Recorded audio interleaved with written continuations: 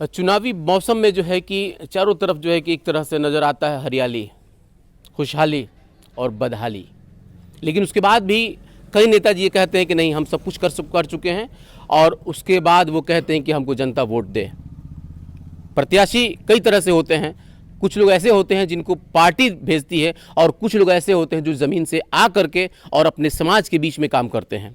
वैसे ही एक प्रत्याशी हैं जिनका नाम है रिजवान साहब। हालांकि उन्होंने कांग्रेस के लिए बहुत प्रयास किया, और कांग्रेस के वो दिग्गज नेता माने जाते हैं बढ़िया के, और ख़ास करके सिवान के। लेकिन अंत में उनका टिकट कट गया। उन्हें अफसोस इस बात का है, लेकिन उसके बाद भी उनकी कर्मठता, उनकी निडरता और उनकी पहचान को बढ़िया की जनता स्वीकार करती है। आज वो अपने क्षेत्र में चूंकि बहुत लगन से लगे हुए हैं। आप देख सकते हैं कि उनके पूरे बदन से जो है कि पसीना जो है कि निकल रहा है। ये इनकी मेहनत को दर्शा रहा है। हालांकि थोड़ा मायूस हुए थे, आखिरी समय में ऐसा भी लगा था कि उनका जो है कि नामांकन रद्द हो गया है, कुछ अफवाहें थी, लेकिन अंत में वो इस मामले में विजयी होकर के निकले हैं। आज वो अपने क्षेत्र में हैं। मैं उनसे पूछूंगा कि क्या है उनका मुद्दा और किस मुद्दे पे वो काम कर रहे हैं। अभी वो हरदिया टोला में हैं, जो कि दलित बस्ती कहलाता है, और जिस तरीके से वो मेहनत कर रहे हैं, जनता उनको आशीर्वाद दे रही है। आने वाले समय में हो सकता है कि बढ़िया को एक नया चीज़ देखने को मिले। नेताजी, सबसे पहले तो स्वागत है आपका मेरे चैनल पर। जी, बहुत बहुत धन्यवाद आपके चैनल को और आपको मेरी तरफ से। क्या लग रहा है सर, आपके जो ये मेहनत है ये रंग लाएगी या निखर उसका कुछ फीका पड़ जाएगा? देखिए, मेहनत तो रंग लाती ही है, मजदूरी ज़ाय नहीं जाती है। ये हमारे धर्म में भी है, सभी धर्मों में है।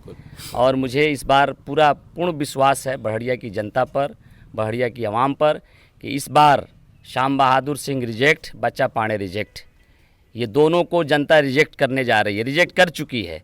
ये दोनों कैंडिडेट बढ़िया के चीज़ों पर खरा नहीं उतरे, इसलिए इस बार बढ़िया अपने बेटा को, अपने घर के लड़का को, और जो पिछले 22 सालों से मैं संघर्ष कर रहा हूं सबके लिए, रोड, सड़क, बिजली, विधि व्यवस्था, ब्लॉक, डाकखाना, हॉस्पिटल, कोई ऐसा मुद्दा नहीं है जिस मुद्दे को लेकर के मैंने संघर्ष नहीं किया है।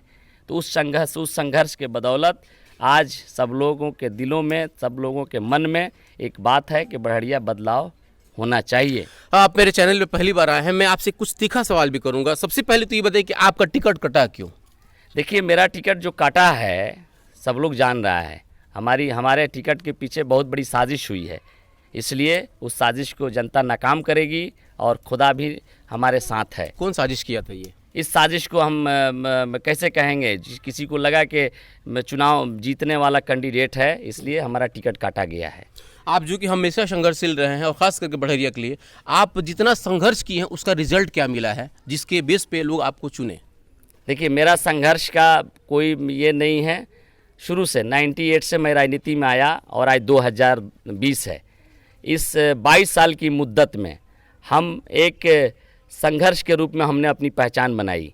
आज श्याम बहादुर सिंह से हमारी डायरेक्ट नेक टू नेक लड़ाई में हम हैं, और आज नहीं, श्याम बहादुर सिंह से पिछले वर्षों से, 10 सालों से मैं विपक्ष का रोल अदा करता हूं। विपक्ष की भूमिका में बढ़िया में अगर कोई रहता है तो मैं ही रहता हूं। श्याम बहादुर सिंह के खिलाफ आवाज़ उठाना, सरकार के खिलाफ बोलना, प्रशासन के खिलाफ रहना, प्रशासन के रवैये के खिलाफ बोलना, जनहित के सवाल को लेकर संघर्ष करना, ये सब चीज़ें हमने रियल में श्याम बहादुर और सत्ता के विपक्ष का भूमिका हमने बखूबी निभाया है। वो मेरे चैनल पर आकर के जब मैं उनसे पूछा कि एक बात बताइए विधायक जी कि आपको इस बार जनता क्यों चुनेगी, आपने कुछ विकास किया, उन्होंने कहा कि मैं विकास नहीं किया हूँ, उसके बाद भी मैं जनता मुझे चुनेगी। ये इसको घमंड कहेंगे या उनका वो ओवर कॉन्फिडेंस जिसे वो अभी तक समझ नहीं पा रहे हैं? देखिए, मैं आपको आपके चैनल से बता देना चाहता हूँ कि जब घमंड, अहंकार आदमी का बढ़ता है ना, तो वो उसको औकात पे जनता लाती है। और जब जनता का मिजाज बदल जाता है, जनता का मूड बदल जाता है, तो बड़े बड़ों का अकल ठिकाने लग जाता है। उदाहरण बहुत सारा है इस देश में, सिवान में, हर जगह। इसलिए मिजाज बदल रहा है जनता का मिजाज बदला हुआ है। आप अपनी चुनौती किसको मानते हैं? मेरा चुनौती आज के डेट में, मैं श्याम बहादुर सिंह को कन्फर्म, उनसे मेरी लड़ाई है, और मैं उनको चुनाव हरा रहा हूँ। मेरे से श्याम बहादुर सिंह चुनाव हार रहे हैं। एक पायलट प्रोजेक्ट भी तो आपके यहाँ है। मेरा ऐसा कुछ नहीं है, वह कहीं नहीं है, न 3 में है न 13 में है, न 3 में है न 13 में है, वह कहीं के नहीं है। और मैं आपसे कह देना चाहता हूँ कि मैं कांग्रेस पार्टी का एक कार्यकर्ता और सिपाही हूँ। हमारे नेता श्री आदरणीय श्री राहुल गांधी जी हैं, श्रीमती सोनिया गांधी जी हैं, और इस देश के जो कांग्रेस के नेता हैं वो हमारे नेता हैं। आप और अभी बिहार भी- के गठबंधन के जो भावी मुख्यमंत्री हैं माननीय श्री तेजस्वी यादव जी और सिवान के विकास पुरुष पूर्व सांसद डॉक्टर मोहम्मद शहाबुद्दीन साहब, उन लोगों के सपनों को मैं साकार करूंगा और सरकार बनेगी, निश्चित बनेगी तो मैं उसमें भागीदार भी रहूंगा। आप गठबंधन के पिच पे खेल रहे हैं या आरजेडी के पिच पे खेल रहे हैं या आपका अपना बनाया हुआ ये फील्ड है? ये तो मेरा अपना बनाया हुआ फील्ड है। फिर आप महागठबंधन का नाम क्यों ले रहे हैं? मैं इसलिए महागठबंधन का नाम ले रहा हूं कि मेरा संबंध महागठबंधन से ही है। मुझे समर्थन देना होगा तो मैं महागठबंधन को दूंगा, अगर नहीं देना होगा तो मैं किसी को नहीं दूंगा। लेकिन गठबंधन अगर समर्थन की बात आएगी तो मैं तेजस्वी यादव जी के हाथों को मजबूत करूंगा। हमारे नेता श्री आदरणीय राहुल गांधी जी हैं और हमेशा रहेंगे वो हमारे लेकिन नेता। आपको टिकट तो कांग्रेस ने नहीं दिया। कांग्रेस नहीं दिया टिकट, मैं बागी उम्मीदवार हूँ, बगावत कर रहा हूँ पार्टी से।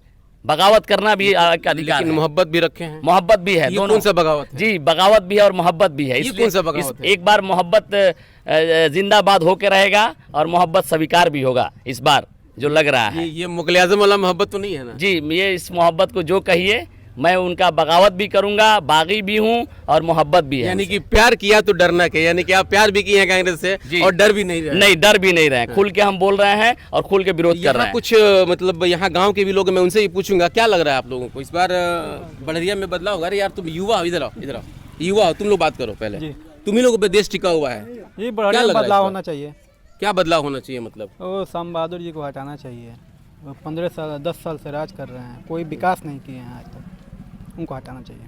तब क्या होगा इस बार? इस बार तो हम तो ड्राइवर है। अरे ड्राइवर है तो धरती पे गाड़ी चलाते हैं कि आसमान में चलाते नहीं, हैं? धरती पे चलाते हैं, धरती पे मगर फिर देखते हैं सिवान घूमते के है हैं। ना? नहीं, गोपालगंज का। गोपालगंज के हैं। अच्छा, क्या होना चाहिए पूरे बिहार में? बिहार में क्या होना चाहिए? में तो देखिए अब बिहार में बाहर है, हैं? अब मैं बढ़िया का कैसे खा तब क्या होगा इस बार बड़हरिया का? इस बार रिजवान अहमद जीतेंगे और यही हमारे नेता रहेंगे। ठीक है। मैंने क्या लग रहा है, कैसे मतलब आप इनको नेता चुन रहे हैं आप लोग? हाँ, ये हर क्षेत्र में काम किए हैं। जी। ये थाना और सड़क, बिजली जितना भी है उतना भी है, मतलब ये धाना भी देते हैं। तब जी क्या होगा? इस बार हमारे नेता रिजवान अहमद होंगे, यही हमारा सपोर्ट रहेगा, मेरे गांव का भी सपोर्ट रहेगा। क्या खासियत है रिजवान साहब में, जरा बताइए। रिजवान साहब में ये खासियत है कि ये रोड के लिए, बिजली के लिए, थाना के लिए, हर चीज़ के लिए लड़ाई लड़ते हैं। गरीबों का मसीहा है, ये गरीबों के लिए लड़ते हैं। अपना नाम बताइए। रोहित कुमार राम। तब जी क्या हाल है? जी ठीक ये तो बाप गमछा पहने भीम आर्मी वाला जी जी। हैं आप रिजवान साहब के साथ, क्या होगा इस बार? अब की बार रिजवान अहमद पूरा जीत रहे हैं और जीतेंगे भी। अब की बारी रिजवान साहब की बारी। जी जी, अब की बार रिजवान साहब की बारी। तब आपने नाम क्या आपका? जी, मेरा नाम गोपाल पासवान है। अरे वाह, क्या बात है। अच्छा, एक बात बताइए, पासवान जी की बात जब आ रही है तो फिर रामविलास पासवान जी का भी देहांत हुआ है। क्या लग रहा है कि आप लोगों में बहुत सारे लोग जो है कि पासवान जी पे भी अपना गेम खेलना चाहते हैं, लेकिन उस बीच में अगर अच्छा कोई प्रत्याशी आता तो क्या आप लोग चुनेंगे उसको? जी, अच्छा है तो चुनेंगे लोग। तब ये गमछा ये रिजवान जी का है। निर्दलीय है, हाँ, निर्दलीय। तो फहराएगा? हाँ, फहराएंगे, हैं? फहराएंगे बिल्कुल। नाम बताइए अपना। प्रदीप कुमार पासवान। देखिए, ये लोग चूंकि जिस तरीके से यहाँ गांव के लोग आए हुए हैं, जैसे नेताजी आए थे कैंपेनिंग करने के लिए, गांव के लोगों का समर्थन अच्छा मिल रहा है और हो सकता है कि आने वाले इस बार बदलाव होगा। बाबू, तब ये तो आप जिसका फोटो लगाए हैं पहचान रहे हैं इनको? जी, कौन है ये? बाबा साहब भीमराव अम्बेडकर। क्या इनका योगदान रहा देश में? इनका योगदान बहुत अच्छा रहा। ये हम लोग के लिए, गरीबों के लिए बहुत मसीहा है। इनको हम ये सिर्फ गरीबों के ही मसीहा हैं? इस हर एक आदमी को मसीहा है, जैसे जैसे मैं पूरे देश के लिए। धान निर्माता हैं, जी इन्हीं के ऊपर ये देश टिका हुआ है जी। और ये हमारे आस्था के प्रतीक हैं। ठीक है, जी। नाम क्या है आपका? आकाश कुमार राम। क्या होगा इस बार इस बार ये रिजवान अहमद जीतेंगे। बढ़िया से? जी। एक लड़का और भी हमारे साथ हैं। क्या हो गया भाई आपको? ये बाइक से हम गिरे हुए थे तो मेरा हाथ फ्रैक्चर क्या चुनाव कैंपेनिंग में गए थे क्या? नहीं, चुनाव हाँ। खुद के काम से गए। अच्छा, एक बात बताइए, क्या होगा बढ़हरिया में इस बार? ये बढ़िया में तो बदलाव सर होना ही चाहिए। क्यों बदलाव होना चाहिए?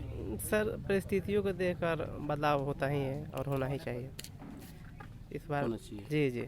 युवा का चाहता है इस बार? जी, युवा हम अपना ओपिनियन बता रहे हैं सर, सबका ओपिनियन तो नहीं बता सकते हैं, तो बदलाव होना ही चाहिए। अपना नाम बताइए। जी, मुकेश यादव नाम है मेरा। जैसा कि आप लोग देख सकते हैं कि जिस तरीके से मतलब नेताजी का मतलब जनाधार है हो सकता है कि आने वाले समय में कुछ भी हो सकता है बड़हरिया में, और एक ज़बरदस्त और एक बेहतरीन लड़ाई देखने को मिलेगी। चूँकि बड़हरिया भी पूरे सीवान का जो है कि एक VIP सीट माना जा रहा है। इसलिए माना जा रहा है कि जिस तरीके से यहाँ महागठबंधन और NDA का जो प्रत्याशी था, NDA का प्रत्याशी तो पहले से क्लियर था, लेकिन महागठबंधन में जिस तरीके से उठापटक हो रही थी, और उसमें जो है कि ऐसे कई दिग्गज प्रत्याशी जो है कि निर्दलीय लड़ रहे हैं, और इस बार हमें लग रहा है कि बड़हरिया की जनता निर्दलीय पे ही अपना दाव लगाएगी। मैं अपने सहयोगी मोहम्मद फिरोज के साथ kosher Ali, yes 24 news, Barharia.